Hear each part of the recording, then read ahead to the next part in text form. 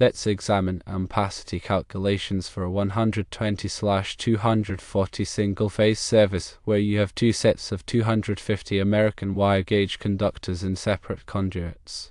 The question is whether National Electrical Code Section 310.15b2 applies in this scenario.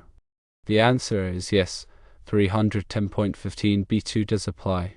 This section of the National Electrical Code addresses the adjustment factors for ambient temperature and the number of current carrying conductors in a raceway or cable.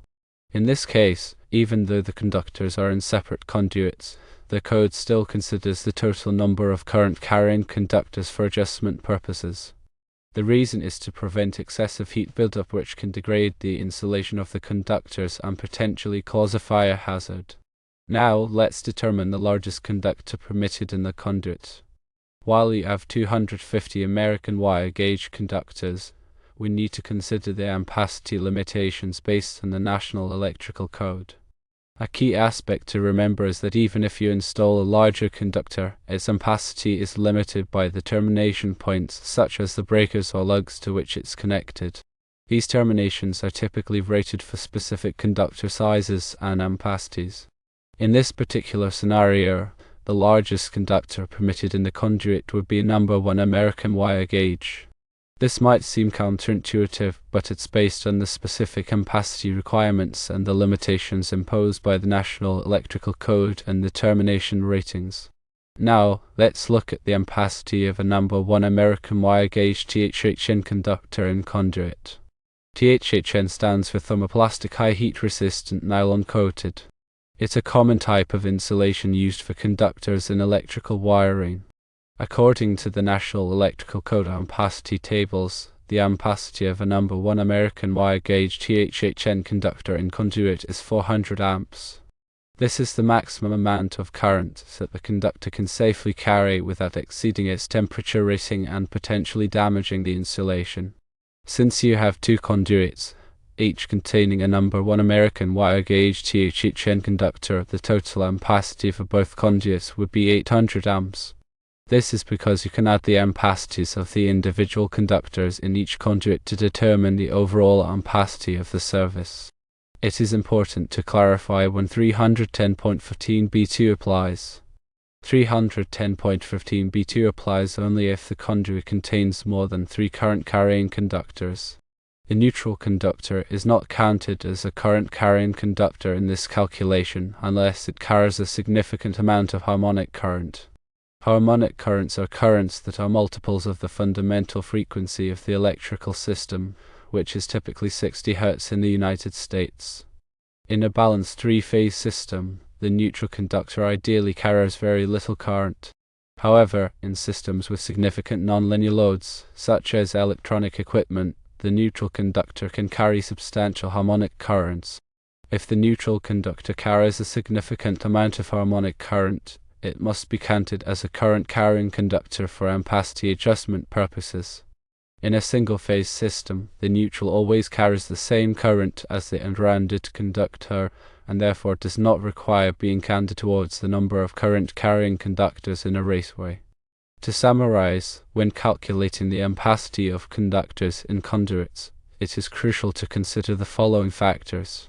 Firstly, the size and type of the conductor, such as number 1 American wire gauge THHN. Secondly, the ampacity of the conductor based on the National Electrical Code tables. Thirdly, the number of current carrying conductors in each conduit. Fourthly, the adjustment factors for ambient temperature and the number of conductors, as specified in 310.15b2. Fifthly, the limitations imposed by the termination ratings of the breakers or lugs. By carefully considering these factors, you can ensure that the electrical system is properly sized and installed, which will prevent overloading, overheating, and potential fire hazards. It is always recommended to consult the latest edition of the National Electrical Code and to consult with a qualified electrical engineer or electrician to ensure compliance with all applicable codes and standards. Furthermore, remember that this is a simplified explanation and specific installation conditions may require additional considerations. For instance, the directing factors for ambient temperature might further reduce the allowable ampacity if the conduits are exposed to high temperatures.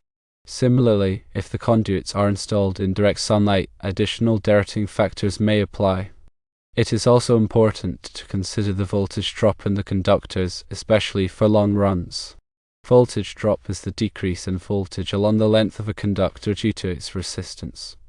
Excessive voltage drop can cause equipment to malfunction or operate inefficiently. To minimize voltage drop, it may be necessary to use larger conductors or to install additional circuits. In addition to the National Electrical Code, local codes and regulations may also apply. It is important to check with the local authorities to ensure compliance with all applicable codes and standards. Also, it is critical to ensure the proper grounding and bonding of the electrical system. Grounding and bonding are essential for safety and for preventing electrical shock hazards. The grounding system provides a path for fault current to flow back to the source, which will cause the circuit breaker to trip and de-energize the circuit. Bonding connects all of the metal parts of the electrical system together, which will ensure that they are at the same potential and prevent voltage differences that could cause electrical shock. It is also important to consider the future needs of the electrical system.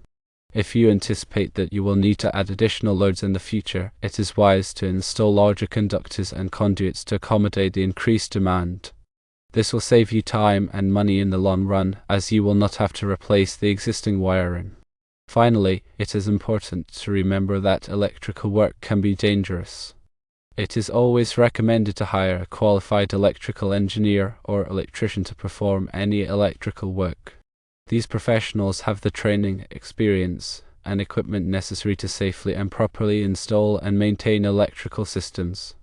It is not worth risking your safety or the safety of others by attempting to perform electrical work yourself.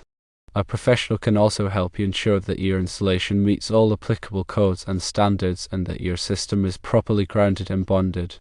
In addition, electrical systems should be inspected periodically by a qualified electrician to identify any potential problems and to ensure that the system is operating safely and efficiently. Regular maintenance can help to prevent costly repairs and to extend the life of the electrical system. In conclusion, understanding ampacity calculations and the application of the National Electrical Code is crucial for ensuring the safety and reliability of electrical systems. By carefully considering all of the relevant factors, you can design and install an electrical system that will meet your needs for years to come. Remember, always prioritize safety and consult with qualified professionals when working with electricity.